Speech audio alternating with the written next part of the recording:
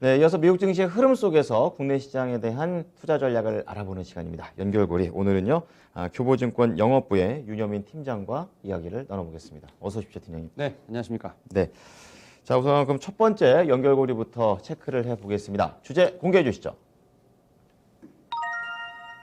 네, 나이키. 이것도 언더아머라도 같이 또 연결되어 있는 그런 주제이기도 한데 생산 차질에도 불구하고 전 세계 소비자 선호도 1위다라고 얘기가 나왔습니다. 지금 문제들도 있고 그만큼 또 네임 밸류도 있고 그런데요. 어떻게 봐야 될까요?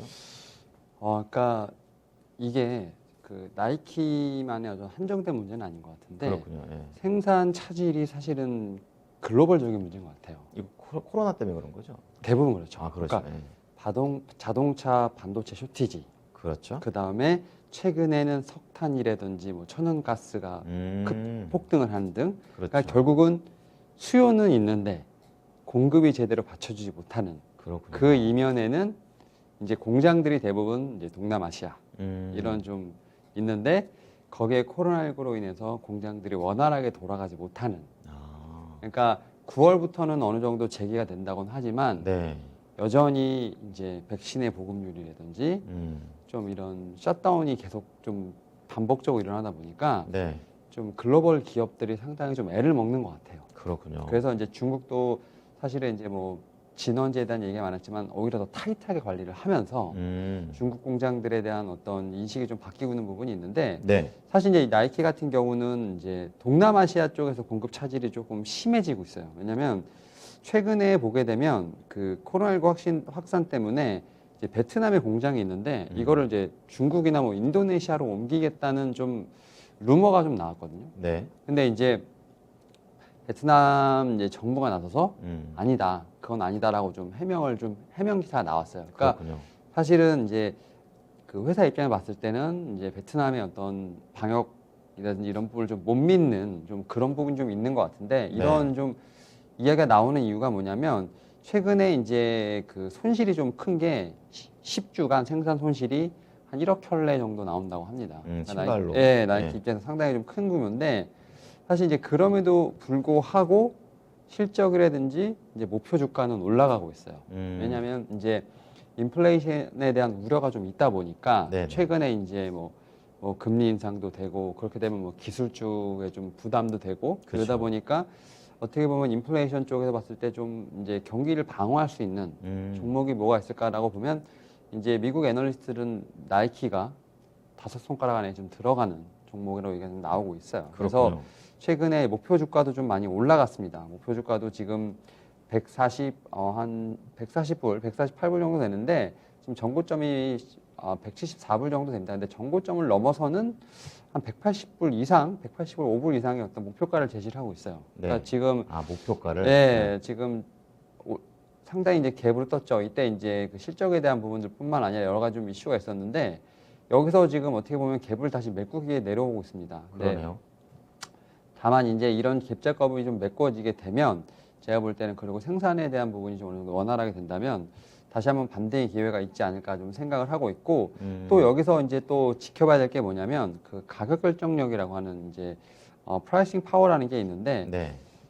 이제 물건의 값이 이제 원재료로 인해서 오를 수밖에 없는 상황이 생기잖아요. 소비자한테 전가되겠죠. 네. 근데 그거를 소비자에게 전가를 시킨다 하더라도 소비자 입장에서는 내가 이 제품을 사는데 당연히 이 정도 가격을 주고 사는 게 맞다라는 인식이 생기는 게 가격 결정력인 것 같아요. 충성도 같은 거군요. 네. 그러니까 결국 이 얘기는 뭐냐면 원가를 방어를 하면서 마진을 벌 수 있는 결국 말씀하셨던 것처럼 가격을 전이를 하면서 그렇죠. 영업이익이 손실이 나지 않는 그러니까 그런 측면에서 봤을 때 지금 이제 나이키는 좀 가격 경쟁력 그다음에 이제 소비자 선호도에서는 여전히 탑급이라고 볼 수 있을 것 같아요. 그래서 현재 공급에 대한 차질이 좀 있다 하더라도 네.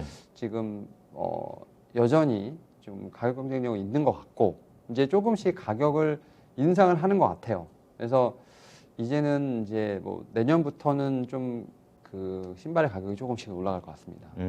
그럼에도 불구하고 안 좋은 소식이고. 네, 안 좋은 소식이죠. 예. 근데 미국 이제 사람들 같은 경우는 뭐 당연히 올라야지라는 좀 생각을 하고 있는 것 같아요. 근데 그렇군요. 그만큼 뭐 생각해 보면 이제 코로나19로 뭐 직장을 못 나가는 분들도 있겠지만 워낙 이제 정부에서 많이 서포트를 해줬기 때문에 네. 대부분의 이제 국민들의 어떻게 보면 소득은 그렇죠. 가처분 소득이 좀 올라가다 보니까 어. 그래서 이제 이런 신발에 대한 부분도 그냥 필수품으로 생각을 하면서 가격을 올리는 거에 대해서 어느 정도 좀 받아들이는 것 같아요. 그래서 이 나이키 같은 경우는 저는 이제 하반기부터 이제 계속 인플레이션에 대한 어떤 우려라든지 뭐 네. 테이퍼링 시작했을 때 시장이 흔들렸을 때 오히려 좀 방어주로서 역할을 할 수 있을 것이다라고 생각을 하고 있고 월가에서도 최소 20% 이상의 업사이드를 보고 있다 말씀드릴 수 있을 것 같습니다.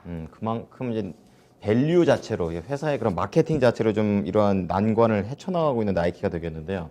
자, 그렇다면 국내 증시에서도 이제 관련된 이런 의류 이런 쪽과 관련된 종목들도 봐야 될 것 같아요. 어떤 거 볼까요? 일단 이제 딱 의류하면 떠오르는 회사들이 몇 개 있습니다. 네. 뭐 영암무역이라든지 뭐 한세실업 같은 좀 있는데 이게 아까 베트남에서 제가 그 코로나19 때문에 좀 이제 생산 차질이 있었다고 했지 않습니까? 그쵸. 근데 이제 베트남도 약간 지역에 따라서 그게 좀 있었던 것 같아요. 그러니까 호치민 쪽은 지금 셧다운이었었고요. 그다음에 호치민을 좀 피한 하노이는 좀 괜찮았어요. 아, 네, 그래서 한세실업은 호치민에 있었고 영업무역은 그 하노이 쪽에 있다 보니까 네. 호치민에 락다운이 있었는데 이제 그 하노이는 살짝 피해간 거죠. 그럼 영어무역은 약간 나은 거네요. 영업무역에서 실적이 괜찮았고 그다음에 그렇군요. 한세실업은 살짝 좀 흔들렸던 부분들. 네네. 그러니까 이게 지역에 따라서 약간 좀 베트남도 편차가 있었던 것 같아요. 그런 디테일이 있군요. 네, 예. 근데 이제 영업무역 같은 경우는 지금 OEM 쪽, 그러니까 이 화장품도 그렇고 네네. 지금 의류도 그렇고 결국은 자체 브랜드보다는 그죠. 이제 주문자 받아서 그 생산만 해주는 거죠. 생산. 네. 이런 게 어떻게 보면 뭐 사실 주문 받아서 하는 건 이제 누가 돼도 상관없는 거잖아요. 그렇죠. 예. 뭐 중국 기업이어도 상관없고 미국 만들어만 수량만 맞추면 네, 그렇죠. 되니까요. 그러니까 그런 측면에서 봤을 때 요즘 화장품도 그렇고 지금 이런 의류도 지금 OEM 쪽에 좀 그 회사들에게 좀 집중이 되는 것 같아요. ODM 쪽보다. ODM에. 예. 그래서 지금 이 영업무역 같은 경우는 지금 수주가 전년 동기 대비 15% 정도 좀 증가를 했어요. 네. 그래서 말씀드렸던 것처럼 이제 사업장이 이제 그나마 선방을 한 거죠. 좀 그러다 보니까 실적이 좀 개선되면서 성장세가 좀 지속될 것으로 보이고 있고 특히 이제 OEM 사업부가 영업이익이 전년 대비 한 25% 정도 증가할 것으로 보이고 있고 네. 그래서 영업무역 같은 경우는 사실 최근에 지금 이제 매수세도 상당히 좋아요. 특히 이제 기관, 뭐 투신, 연기금이 좀 상당히 매수를 하고 있다라고 볼 수 있을 것 같고. 네. 근데 이제 한세실업 제가 좀 말씀드렸던 것처럼 한세실업은 이제 좀 이제 락다운에 대한 부분을 좀 이제 셧다운 쪽을 좀 영향을 받으면서 지금 3분기 매출이 좀 역성장을 한 건 좀 맞아요. 그렇군요. 그런데 뭐 4분기부터는 좀 생산 리스크를 좀 분산을 시켰어요. 이제 베트남 위에도 좀 다른 곳으로 좀 분산시켰기 때문에 사실 이제 한세실업 같은 경우도 이제 어떻게 보면 위드 코로나 관련된 종목이라고 볼 수 있기 때문에 최근에 좀 주가가 살짝 눌리긴 했습니다만 여전히 이제 기관, 이제 투신, 이제 연기금은 뚜렷하게 지금 이제 이런 이제 의류 쪽 이렇게 좀 어떻게 보면 방어할 수 있는 쪽에 좀 매수세가 좀 들어온다는 점에서 네. 두 종목 모두 제가 볼 때는 지금 위드 코로나 관련된 종목으로 봐야 되지 않을까 좀 생각하고 있습니다. 네. 자, 의료와 관련된 부분, 좀 나이키에서 국내 영원무역과 한세실업 쪽으로 연결을 해봤습니다. 자, 두 번째 연결고리 체크해 보겠습니다. 주제 공개해 주시죠. 실적 얘기죠. 예, 펩시코, 건강한 식음료 분야에서 게임 체인저 역할을 기대한다. 식음료 중에서도 건강한 쪽을 좀 포커스가 맞춰졌는데요. 볼까요? 예, 일단 펩시코 지금 실적이 괜찮았어요. 3분기 순매출 같은 경우는 201억, 이제 우리나라 돈으로 약 24조 정도 좀 기록을 하면서 네. 시장 예상치를 좀 웃돌았는데 이제 여기도 똑같아요. 나이키처럼. 그러니까 가격 정가를 하겠다고 얘기를 선언했습니다. 그래서 사실은 근데 그게 한 번이 아니라 네. 지금 추가적으로 인상하는 거기 때문에 두 번에 걸쳐서 지금 인상을 하는 거거든요. 부담 요인이 좀 될 수도 있는데요. 예, 근데 앞에서 말씀드렸던 것처럼 이제 이 CEO도 이런 말을 했어요. 그러니까 전 세계 소비자들이 과거보다는 가격 인상을 좀 거부감 없이 받아들이고 있다. 그리고 좀 이제 추가 가격 인상에도 좀 매출의 감소는 좀 없을 것이다라고 지금 다 자체적으로 결론을 내고 지금 올리고 있는 것 같아요. 그러니까 네. 그 얘기 뭐냐면 그만큼 우리의 브랜드력이 강력하다는 걸 다시 어필하는 것 같아요. 자신감인 것 같아요. 네, 그래서 근데 결국은 이제 보면 이 원재료 중에서도 보게 되면 그 플라스틱 용기 같은 이제 좀 원자재 공급에 따라서 그런 부분이 올라가는 거죠. 그러니까 뭐 안에 들어가는 음료가 네. 올랐다기보다는 그 겉에 있는 용기의 가격이 좀 오르다 보니까 이제 그게 가격 전이가 있는 것 같은데 사실은 이제 이러다 보니까 이제 생산 비용에 대한 부분이 뭐 이제 나이키도 그렇고 이제 이런 소비 쪽에서는 계속 이전이 일어나고 있는 것 같아요. 그렇군요. 뭐 P&G부터 시작해서 여러 가지 지금 회사들 코카콜라도 그렇고 다 지금 가격을 이전을 하고 있는 것 같고 소비자 입장에서 좀 팍팍해지고 있다라는 네, 거군요. 그렇죠. 삶이 좀 팍팍해지고 있는 것 같죠. 그러니까 음. 얼마큼 이제 임금 인상이 되면서 그 소비를 받아줄 수 있느냐도 사실 어떻게 보면 관건인 것 같아요. 그러니까요. 예.